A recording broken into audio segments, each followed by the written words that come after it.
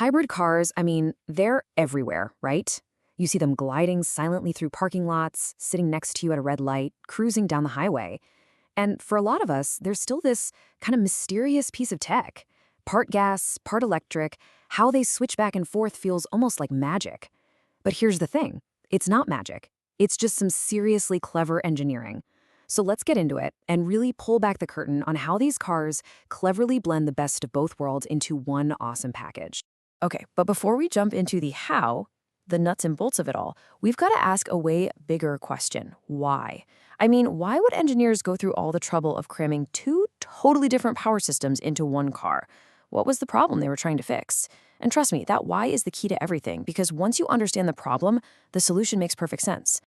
All right, so here's the game plan. We're going to start with the problem, what I like to call the gas guzzler problem. Then we'll see the clever solution.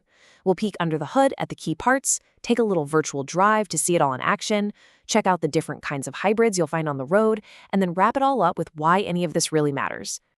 Okay, so to really get the solution, we've got to start with the problem. And that problem is the good old-fashioned gas-only engine. For a century, it's been king of the road. Yeah, it's powerful, it's reliable, but it's also got some major flaws, especially in the places where most of us actually drive.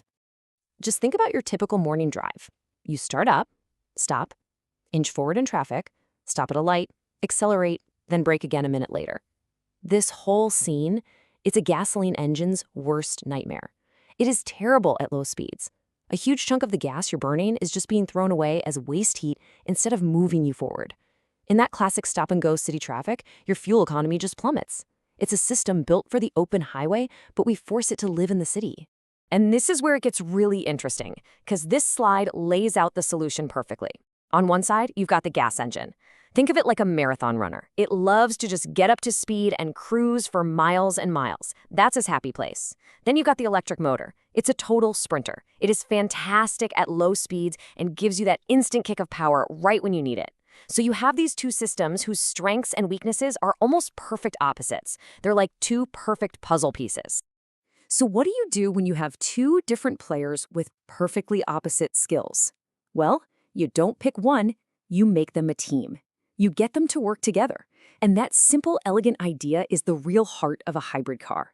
It's not about replacing the engine, it's about making it better. And that's really the textbook definition right there. A hybrid is simply a car with both a conventional engine that burns fuel and an electric motor that gets its juice from a battery. It's a tag team, not a solo mission. And the real genius is in how that team is managed. And this right here is the absolute key. The goal of a typical hybrid isn't to ditch the gas engine. It's about being way, way smarter about when you use it. It's about letting that super efficient electric motor handle the stuff it's great at, like quietly cruising through a parking lot, so the powerful gas engine can be saved for what it does best, cruising down the highway. It's all about putting the right player on the field for the right job. So how does this team actually work together?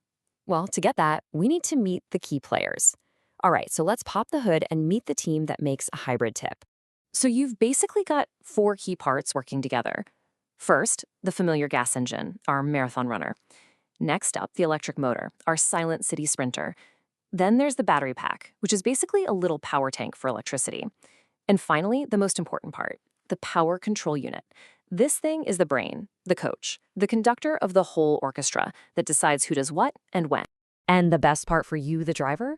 You do nothing. Not a thing. There's no electric mode button you have to press. The car's brain is making thousands of decisions every single second. It's constantly watching your speed, how hard you're hitting the gas, how much juice is in the battery, and it instantly and seamlessly makes the most efficient choice without you ever even noticing. All right, we've met the team, we know the game plan, so let's actually take this thing for a spin, a virtual drive, and see how it all plays out, from your quiet neighborhood street all the way to the highway. Okay, so picture this. You start the car, and it's dead silent. As you pull out of your driveway, you're running purely on the electric motor. No gas, no noise. Then, you get to a bigger road and you need to get up to speed. The car's brain goes, okay, need more juice, and instantly fires up the gas engine to work with the electric motor, giving you a nice, powerful boost. Once you're on the highway, just cruising along, the gas engine takes over completely, because that's where it's happiest.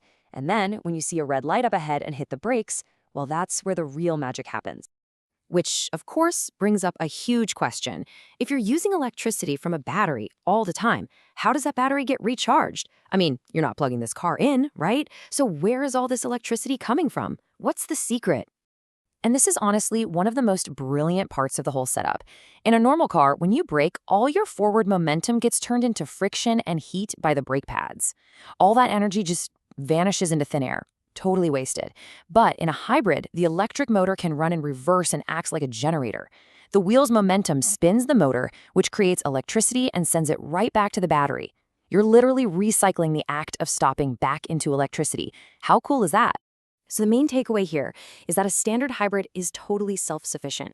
It's a closed loop. It makes its own electricity, mostly from that clever braking trick. You just fill it up with gas, and the car's brain handles the entire electrical side of things all by itself.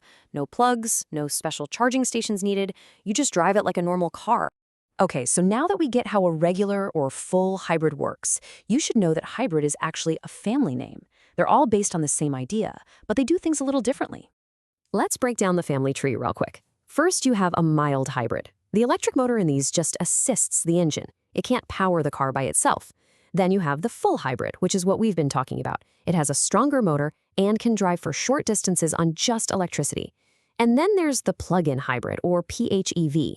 This one has a much bigger battery that you can actually plug into the wall. It lets you drive a lot farther, sometimes your whole daily commute, on pure electricity before the gas engine ever has to wake up.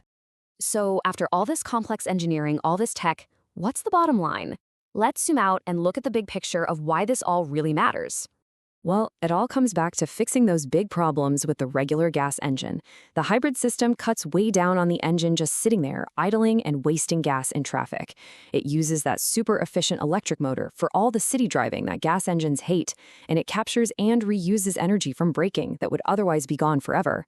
And what you get is real, noticeable fuel savings and fewer emissions, especially if you're stuck in that awful stop-and-go traffic all the time. Look, if there's just one thing you remember from all this, it should be this idea.